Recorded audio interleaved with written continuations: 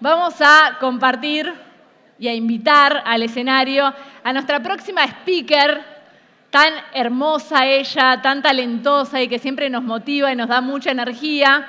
Ella ha transformado el automovilismo en un camino para inspirar y justamente viene a contarnos la historia. Estoy hablando de la pilota de rally, Pato Pita. Viene por acá, Patricia Pita, la primera mujer en estar en Rally Dakar Uruguay. Así que es una historia muy hermosa que te queremos escuchar. Así que después de este aplauso gigante para ella, que ya dieron, te escuchamos. Bueno, buenos días, buenas tardes. ¡Ay, gracias! Gracias. Ay, muchas gracias. Pará. ¡Qué genia! No, muchas gracias.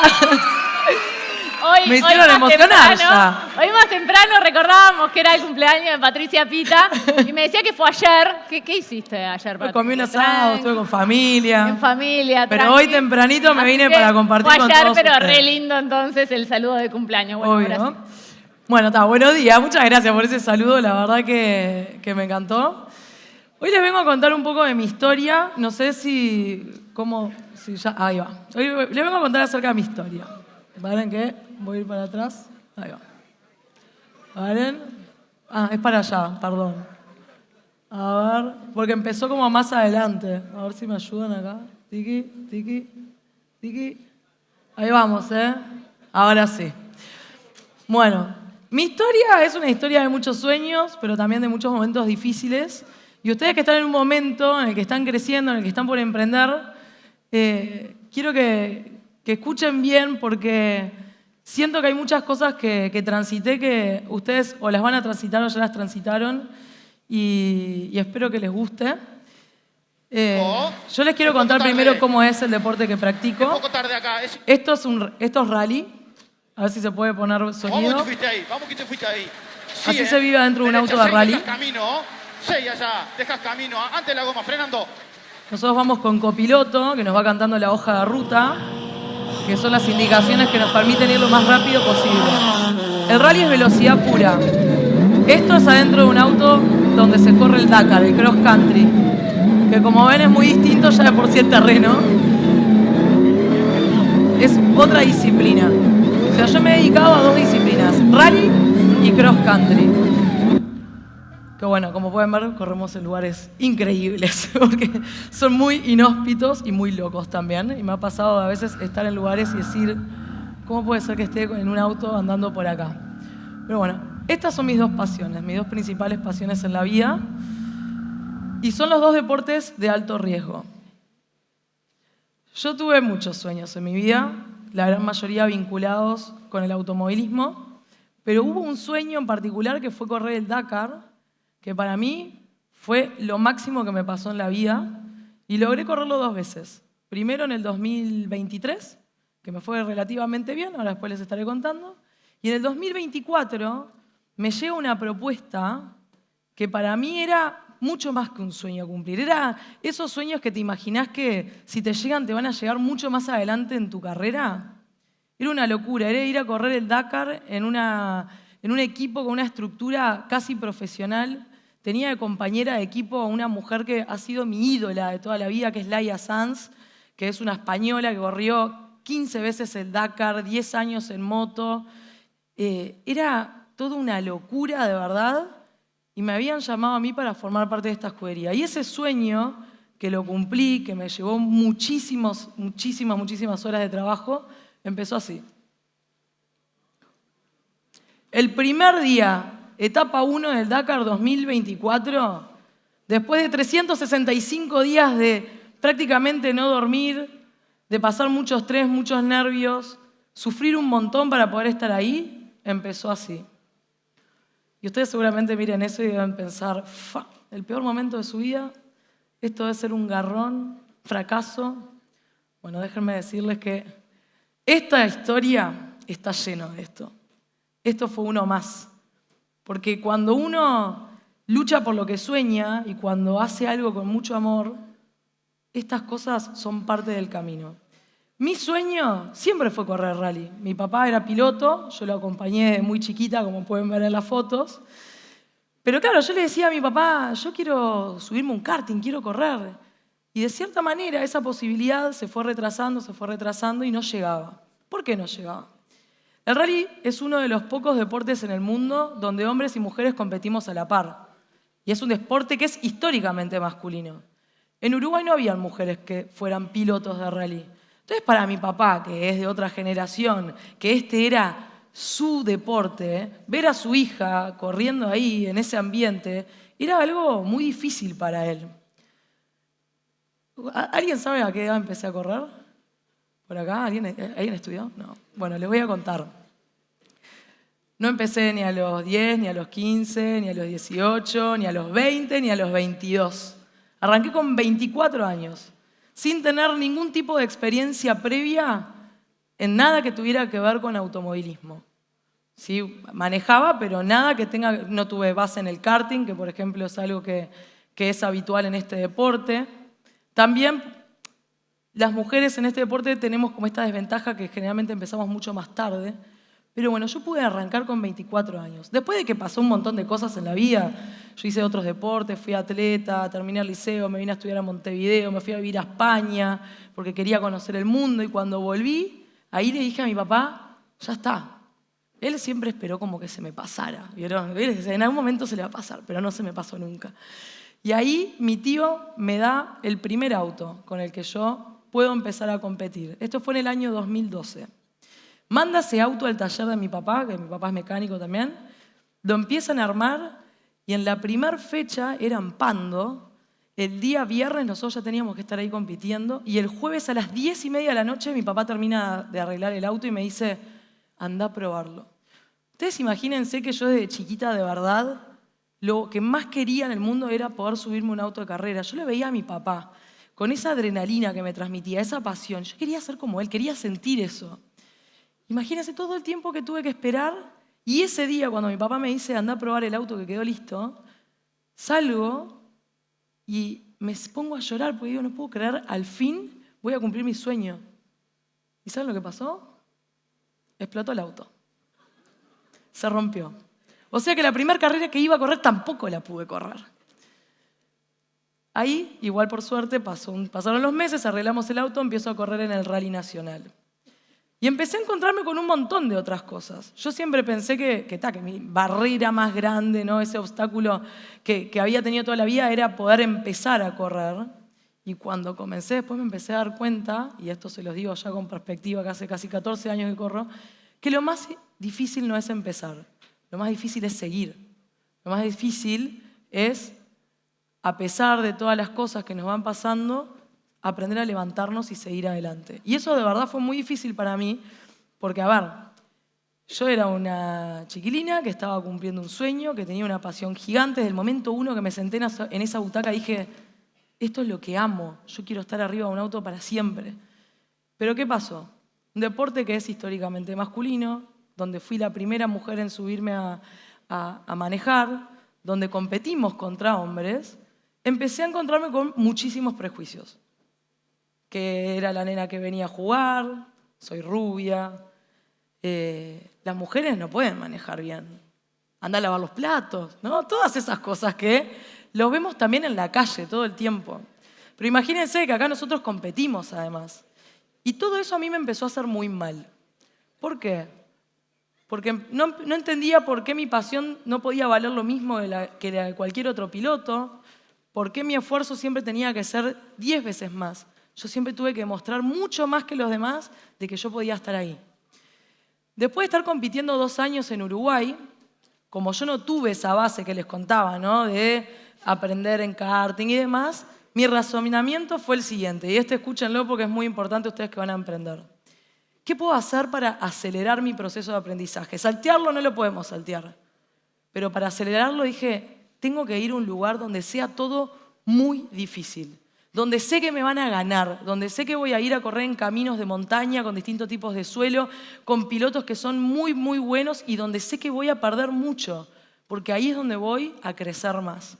Y así me fui a Córdoba a vivir, en una anécdota muy graciosa, porque en realidad yo me voy a un casamiento y sin decirle a nadie nada, mando un mail al Rally Cordobés y solicito una reunión. Yo de cara dura, para ver cómo era ir a correr allá. Me junto con el presidente del Rally Cordobés, le cuento mi idea y me dice, Pato, olvídate. Nosotros queremos que haya una mujer corriendo acá, te vamos a ayudar con esto, con aquello. Y de una reunión salí con auto, con equipo, con copiloto. Pero mis padres se enteraron por un artículo que salió en internet porque no tuve ni tiempo de contarles. Y me llaman a decirme, ¿qué está pasando, Patricia? ¿Vos te vas a ir a correr a Argentina y nosotros nos estamos enterando ahora? Bueno, y así me fui al Rally Cordobés.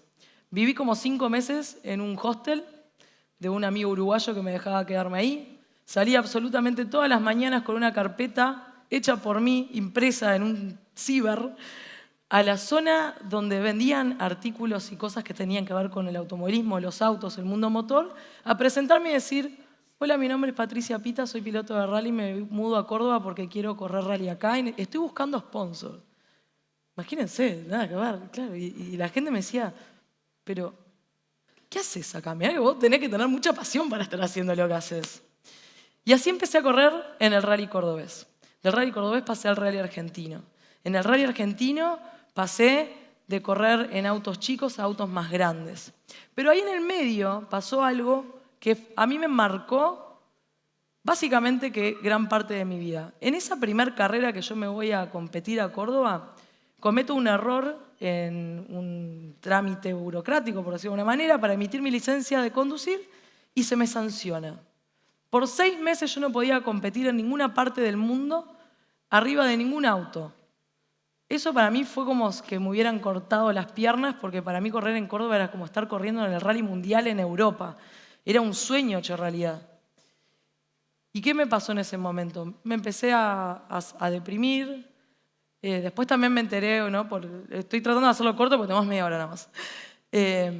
Me entero de que otros compañeros habían cometido el mismo error y a ellos no lo habían sancionado y a mí sí. Entonces se me vino todo esto a la cabeza de, ¿esto me está pasando porque soy mujer? ¿Porque a los otros no? A mí sí. Si yo hubiera sido hombre, si hubiera nacido hombre, ¿hubiera empezado a correr en karting a los 7 años? ¿Hubiera tenido una mejor preparación? ¿Cómo sería yo como piloto si hubiera arrancado a esa edad? Ese momento para mí fue muy difícil, chicos. Engordé 20 kilos porque de verdad estaba muy angustiada. Sentía que estaba transitando por algo que era una injusticia.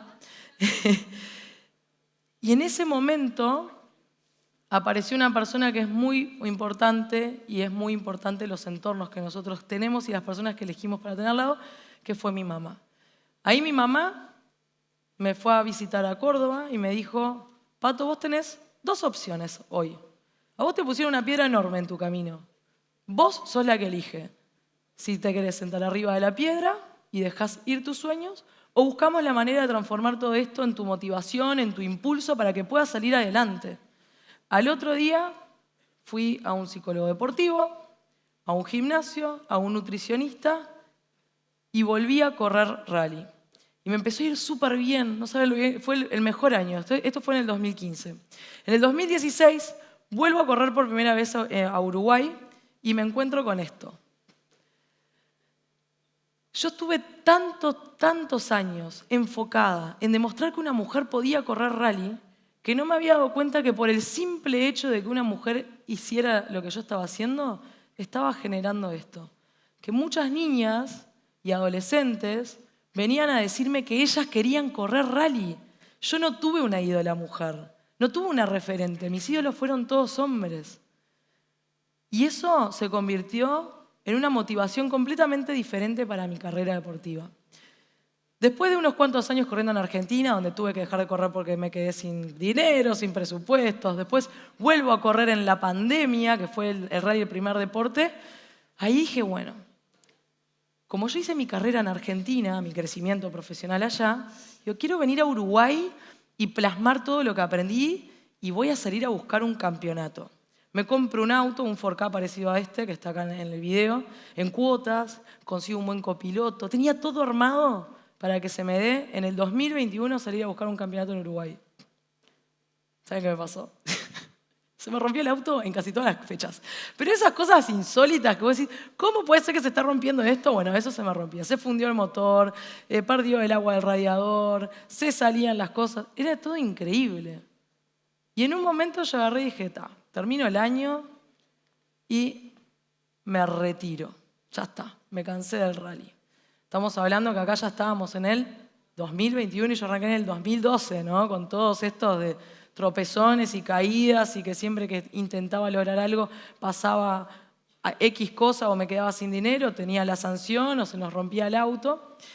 Y ahí mi psicólogo, que para mí es una pata vital en mi vida, la terapia, agarró y me dijo, Pato, si vos te querés retirar, me parece perfecto, me conoce, y me dice, pero capaz que lo que tenés que intentar es desafiarte a vos misma y hacer algo de una manera diferente a lo que vos ya venís haciendo. Y el Dakar fue mi sueño por muchos años. Yo lo veía en la tele cuando se corría acá en Argentina y veía a todos ese grupo de dementes que se meten en esos desiertos a pasar mal y decía, ¿qué pasa en el Dakar? Que la gente termina llorando, que está muerta, está cansados, tienen frío, tienen hambre, pero también lloran de emoción. ¿Qué es lo que pasa ahí? Entonces pasé de decir me voy a retirar a la semana siguiente llegar a mi psicólogo y decirle quiero correr el Dakar. Y ahí mi psicólogo me dijo me parece una muy buena idea. Lo empiezo a comentar con mis allegados, mis familiares, mis amigos y me pasó algo muy lindo. Cuando yo dije que me iba a ir a vivir a Córdoba a correr rally, que en ese momento era una locura, porque era para toda mi gente, era demencial, yo tenía 26, 27 años, me estaba yendo a vivir a un hostel, a tratar de conseguir dinero para correr en un deporte donde es muy caro. Y todos me decían, pero vos ¿por qué no te quedás acá, Pato Maldonado, ayudás a tu padre con el negocio? Y yo decía, vos estás loco, yo quiero ir a luchar por lo que yo quiero, que es esto. Y pasaron los años y cuando le voy a decir a mis amigos, esos mismos que me decían que estaba loca, cuando me fui a Córdoba me dijeron, lo vas a lograr, Pato. Y menos mal que nunca nos hiciste caso y seguiste adelante con tus sueños. Y así fue que empiezo esta nueva etapa de mi carrera, que es el Dakar. ¿Qué me pasa también cuando digo, bueno, yo quiero hacer algo distinto? No puedo seguir haciendo las cosas de la misma manera que las vengo haciendo siempre. Y acá entró algo muy importante para mí, es algo que fue clave. Cuando también empiezo a comentar, todo el mundo me decía, ay, Pato, vos sos re fuerte, vas para adelante, podés con todo, seguro vas a llegar al Dakar. Y en un momento dije, qué peligroso eso. Que todo el mundo me ve como una persona tan fuerte, cuando en realidad yo soy re sensible. Sufro un montón, soy una persona que soy recontra emocional. Y empecé a darme cuenta de que este mameluco, que es lo que nosotros usamos para correr, terminaba las carreras y seguía ahí. ¿Qué significa para mí el mameluco? Yo en muchos momentos de mi vida, de mi carrera deportiva, tuve que masculinizarme para sentirme aceptada. Tuve que no mostrarme mujer, femenina, porque eso es mostrarte vulnerable. Tuve que adoptar un montón de maneras de ser, como esto, de que la gente piensa que a mí me pueden decir cualquier cosa y que a mí nada me toca, y que no es cierto. Entonces cuando decido ir al Dakar, dije, yo tengo que hacerlo siendo auténtica a quien soy. Entonces, ahora me voy a volver a presentar, porque yo además de ser Pato Pita, la que corre en rally, también soy una mujer muy femenina, que amo la moda, soy muy sensible, tiendo a llorar con cualquier cosa, me gusta mirar películas románticas, amo los animales, soy muy amiguera y muchas veces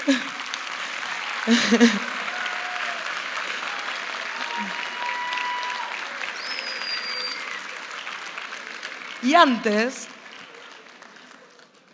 por ahí me daba vergüenza mostrarme también como soy. Que además de ser esa mujer, que me pueden ver tirada abajo de un auto con barro en el pelo, también soy esta, que me encanta la moda y me encanta vestirme bien y soy sensible. Y también me equivoco y las cosas me duelen. Entonces cuando planteo ir al Dakar, dije yo no puedo seguir mi carrera si no soy fiel a mí misma y tratar como de integrar todas esas partes, que todos tenemos distintas partes, que no significa que yo no sea fuerte, obvio, y voy para adelante, pero no soy solamente eso. Entonces mi consejo también antes de seguir, que ahora empezamos a una parte muy divertida, es que hagan lo que hagan en la vida, siempre traten de ser fieles a ustedes mismos. Sean auténticos. Porque esas cosas que muchas veces otros les ven como debilidades, créanme que son sus fortalezas. Y eso es lo que los va a llevar muy lejos. Y no es fácil, ¿eh? A mí me llevó años de terapia, pero es muy, muy importante que ustedes puedan ser quienes ustedes quieren ser. Después de muchas idas y vueltas, empiezo mi carrera al Dakar. Que la carrera más difícil no fue correrla. El Dakar es la carrera más difícil del mundo, es la más larga, son 8.000 kilómetros, se corre en Arabia Saudita. Lo más difícil para mí fue todo lo previo. Y entendí esto, que para emprender lo que más necesitamos, chicos, lo que más importa es convicción. Porque cuando yo empiezo a ir a las reuniones, a plantearle a las empresas que quería correr el Dakar, me empezaban a decir estas cosas, pero no vas a poder, eso no es para mujeres. Eso me lo dijeron siempre, ¿eh? Pero bueno, acá estoy. Eso no es para mujeres, es mucho dinero, ¿cómo lo vas a aguantar? Muchas veces es tipo, pero ¿y vos físicamente cómo vas a aguantar un Dakar? Vos no tenés cuerpo para aguantar un Dakar. Es imposible, me decían todos. Y también ahí entendí de que muchas veces esos consejos negativos, la gente no nos los dice porque son malos, sino que son sus propios miedos que nos los trasladan a nosotros. Por eso es importante tener la convicción de que lo que hagamos lo hacemos porque realmente lo queremos hacer y eso nos va a llevar adelante. La intuición para mí fue algo muy importante también en ese camino porque fue lo que me ayudó a tomar decisiones que también eran una locura, pero que fueron vitales para que yo pueda llegar al primer Dakar. Y después de muchos meses sin dormir, de que se me caía el pelo a mechones de verdad, de entrenar paliando en la playa a las 12 del mediodía y buscando el dinero por donde fuera para poder lograr mi sueño, un 25 de diciembre de 2022 estaba arriba del avión yendo a correr el primer Dakar. Y fui con solamente 5 días de haber manejado en la arena, porque yo corrí toda la vida en tierra, en otra cosa, en otra disciplina. O sea que la preparación es importante, pero si también esperamos a estar súper preparados, el tiempo pasa, hay que arriesgarse. En la etapa 1 tuve uno de los aprendizajes más zarpados de todo el Dakar. Yo uso lentes, no veo nada, para que entiendan, ustedes son todo, algo todo borroso que está acá delante mío, y mi mayor miedo era correr de noche. O sea, de verdad, estuve un mes pensando cómo voy a hacer para correr de noche, porque por más de que tengo los lentes, de noche no se veía nada.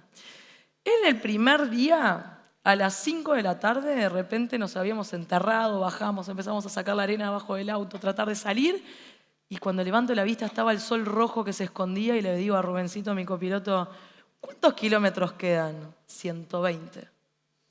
120 kilómetros de noche, primer día. Habiendo ido solamente 5 días en mi vida a las dunas en Chile, con Rubén, nos conocimos todos en el aeropuerto, el copiloto, el equipo, fue toda una locura.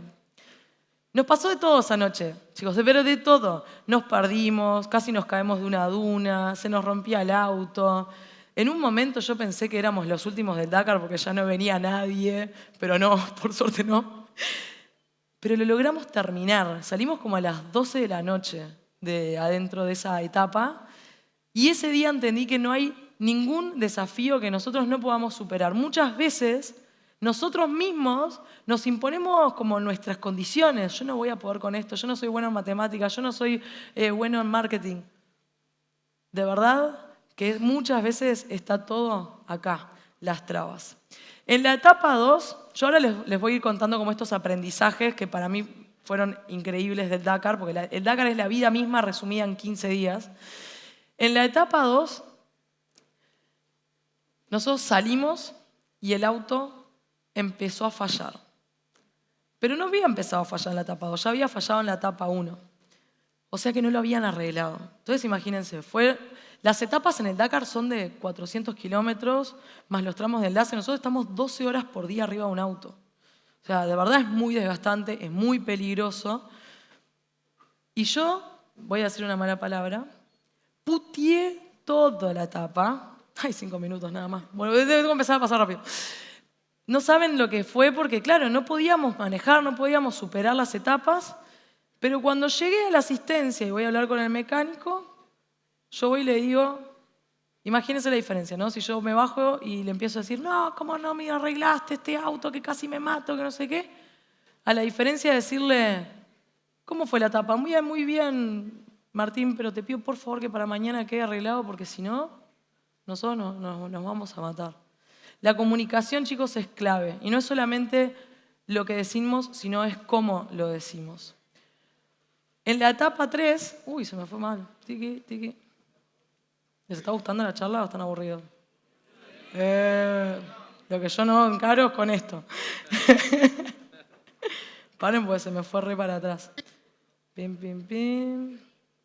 Ahí voy, acá. Ahí va. Bueno, en la etapa 3 del Dakar, Estamos en el camino entendimos que celebrar los pequeños logros son muy importantes. No hay que solamente quedarse con la mente a lo largo plazo. Todos los logros son importantes y si no nos ponemos esas pequeñas autocelebraciones, todo se hace más cuesta arriba. En la etapa 4, lidiar la frustración. Veníamos haciendo un muy buen Dakar. Me despierto, pronta para largar. El mameluco puesto, ese mismo que vieron ahí fue con el que corrí el Dakar. El primero. Mameluco puesto y viene el mecánico y me dice, Pato, no vas a poder largar, el auto está roto. ¿Cómo? El auto tiene una falla, no sabemos qué es, no vas a poder largar. Imagínense la frustración que viví en ese momento. Me metí a la carpa, me puse a llorar. Decía, se me derrumbó todo lo que trabajé no valió nada. Y ahí me acordé de un ejercicio que me hizo hacer mi psicólogo deportivo, que se los voy a dejar como tarea para que lo hagan ustedes. Justo antes de ir al Dakar, él agarró y me dijo, quiero que escribas en una hoja, con puño y letra, ¿cuáles crees que han sido tus logros personales en la vida? Y ahí me di cuenta de que nunca me había detenido a ver los logros que yo había logrado, ¿no? Las cosas que había logrado. Después de hacer el de la vida, me dijo que me enfoque en lo deportivo y después en el último año. Así que son esas 3 cosas, los tienen que escribir. Y después que escriben todo eso, que está muy bueno darnos cuenta de que logramos un montón de cosas a veces y que no le damos importancia, ahí me dijo, ¿y cómo crees vos? ¿Qué cualidades tenés que te ayudaron a lograr todo esto? Y ahí fue como, wow, tengo que pensar cosas buenas de mí. Yo siempre estoy enfocada en lo que me falta, siempre estoy enfocada en lo que tengo que mejorar. Esa listita de cualidades, les juro que en ese momento, que son las herramientas que tenemos cada uno, yo estaba llorando con el mundo derrumbado porque no podía alargar, dije, voy a agarrar esa listita y a ver cuál es el superpoder que necesito sacar ahora. Y ahí fue, bueno, mi optimismo desmedido. Digo, acá es optimismo desmedido, voy a volver a correr, no se preocupen. Salí, vamos arriba, equipo, que mañana largamos. Y en la etapa 5 tampoco la pudimos largar. Entonces ahí entra la paciencia, porque la paciencia en la vida, chicos, es nuestro mejor aliado. Volvemos a correr en la etapa 6 y aunque no lo puedan creer, se ve poco ahí, granizó en el medio del desierto. Granizó en el medio del desierto. Estábamos con el auto inundado. Granizaba, caía piedra del cielo en el desierto de Arabia Saudita. Y ahí entendí también esto, ¿no? Lo que es el soltar el control. Nosotros no podemos controlar casi ninguna cosa. Lo único que podemos controlar es cómo nosotros reaccionamos frente a las cosas que nos suceden. En la etapa 7 llegamos a una duna que, no les miento, era tamaño shopping. O sea, era una pared que no podías creer cómo vamos a hacer para subir por ahí. Y mi copiloto agarró y me dijo, Pato, frena. Le digo, ¿cómo? Frena 0. Paramos el auto. Fueron 1,5 minutos, 2 minutos que analizamos la duna. Veíamos que había un camión volcado, otro por allá, una camioneta dada vuelta, un UTV que estaba enterrado. Y decidimos por dónde ir. En esos 1,5 minutos pasaron 2, 3 autos a fondo que al toque estaban clavados en la duna y en vez de perder 1,5 minutos, 2 minutos, perdieron media hora. Nosotros ahí hicimos esto. Perspectiva, frenar, evaluemos. Y una vez que decidimos por dónde ir, capaz que ni siquiera era el camino más fácil, pero cuando estás decidido y no dudás, pasás. Y eso en la vida es lo mismo, chicos. Hay que tomar perspectiva cuando nos ahogamos en un vaso de agua o tenemos un problema. Etapa 8. Esta es la frase del Dakar, es etapa a etapa, día a día. Y esto es muy importante para ustedes también, que están en una etapa de crecimiento donde van a empezar a emprender, de que necesitan también aprender a estar en el ahora, en el disfrutar los momentos y todo lo que ustedes van a transcurrir para lograr sus sueños. Todos son importantes, son procesos que hay que disfrutarlos. El descanso es tan importante como la preparación, es tan importante como el disfrutar. Si no descansamos, no tenemos la mente clara. Así que es muy importante que eso también lo tengan en cuenta. Etapa 10, todo tiene solución en la vida, ¿eh? Les juro por mi vida que todo tiene solución, aunque parezca que no. Ahí estábamos, en el medio del desierto, Profesional. abandonados, y nos salva un protector que yo tenía en la mochila, que fue lo que usamos para poder poner la correa de ese auto. No teníamos ni señal de teléfono, o sea, de verdad nosotros nos íbamos a quedar ahí tirados.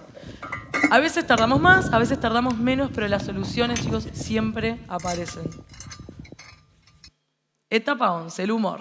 El humor es otra gran herramienta que a veces no la valoramos y nos saca siempre de momentos difíciles. Siempre tengan el humor ahí abajo, como un as bajo la manga, porque les juro que en muchas ocasiones a nosotros nos salvó.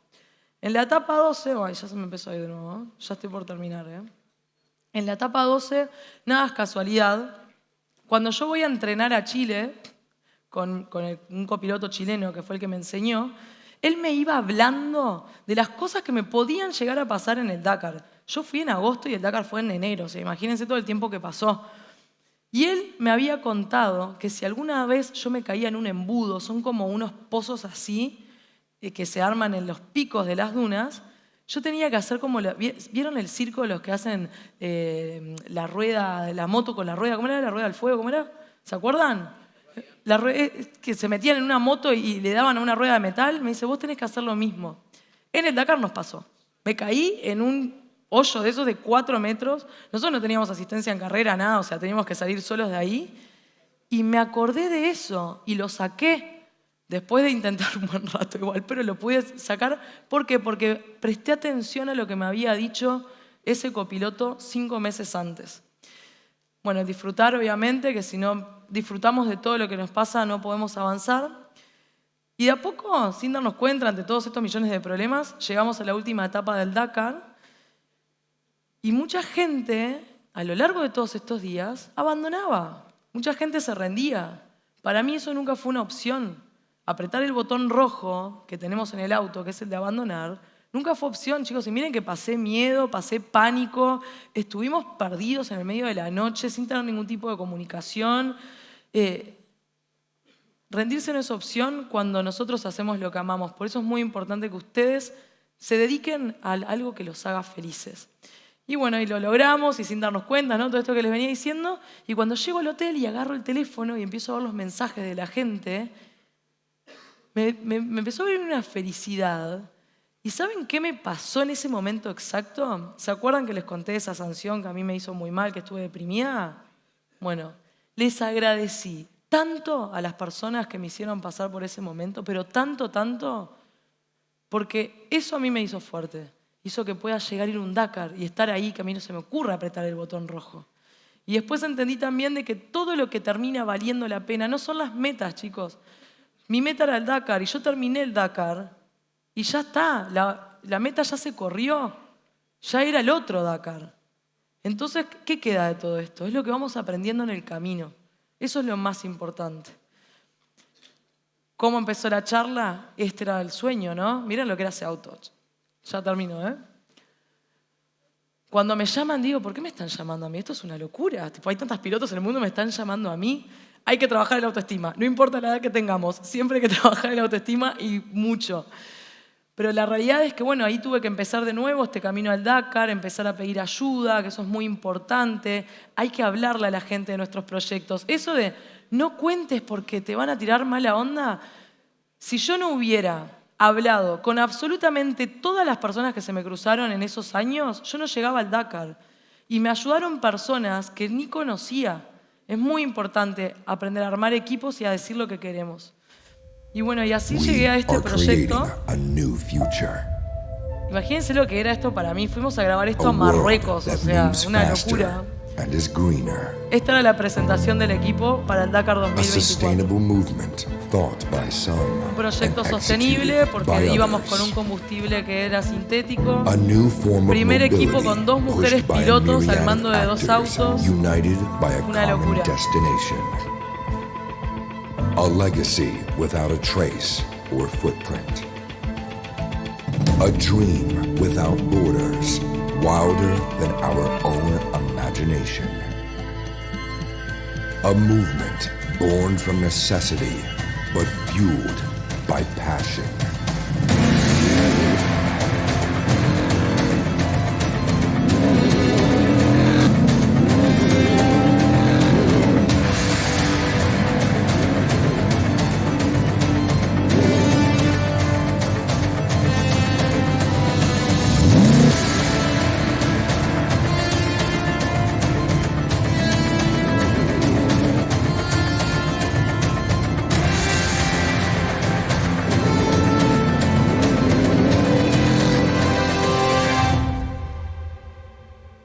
Astara Team. Esto para mí fue una demencia, ¿no? Gracias. Ay, se me fue de nuevo. Perdón. Esto para mí, de verdad, o sea, no sé, para que ustedes se hagan una idea, yo la primera vez en mi vida que tuve un mameluco hecho a medida fue con ellos. Yo siempre corrí con mamelucos de hombre porque nunca tuve un mameluco para mí. O sea, de verdad era una locura, chicos, esta oportunidad. Y empezó así. Y fue ese vuelco, y fue horrible, fue en la etapa 1. Yo llegué muy estresada, cansada, fue muy difícil para mí conseguir el dinero para lograr ir. Y me pasó esto que fue lo peor que me podía pasar. Ahora, yo no lo veo como un fracaso. Para mucha gente fue un fracaso. Yo fracasé, pero no fue un fracaso. ¿Saben lo que aprendí yo de ese día? ¿Saben lo que crecí en esos 15 días? Porque me quedé ahí, acompañé al equipo, esperaba a Laia, mi compañera, todos los días para que ella me contara las cosas que había vivido en el Dakar para poder aprender. ¿Saben lo que me dolió de verdad? Que este sueño así se me haya roto. Pero eso nos hace fuertes, chicos. Yo les dije al principio que esto es una historia de sueños, pero es una historia también de muchos golpes y la vida es así. Pero está buenísimo, abracen los golpes, abracen las caídas. Hay que equivocarse, tenemos que volcar, nos tiene que ir mal para después poder estar bien. Y eso es como mi mayor mensaje para ustedes. Y para mí fue eso, no fue el peor día de mi vida. Fue uno más de tantas. Fue un tropezón más. Y todo eso es una oportunidad para crecer. Y ya voy cerrando. Mi mensaje, chicos, para ustedes hoy son 2. Primero es esto, que el amor es fuerza. Dedíquense a algo que los llene a ustedes. No colmen expectativas de nadie. A mí toda la vida me dijeron que esto no era para mí, que yo no servía para esto. Y para mí, ¿saben cuál es la mayor motivación de mi vida? Que venga una niña a decirme que quiere ser piloto de rally. Y cada uno de ustedes puede ser una inspiración para sus entornos, para los demás. No es necesario correr un Dakar. Hagan lo que aman, que eso les va a llevar muy lejos. Y mi otro consejo para ustedes, no tengan miedo a reinventarse, porque falta una foto, pero ahora también voy a correr en lanchas. Así que la vida que los sorprenda. Gracias.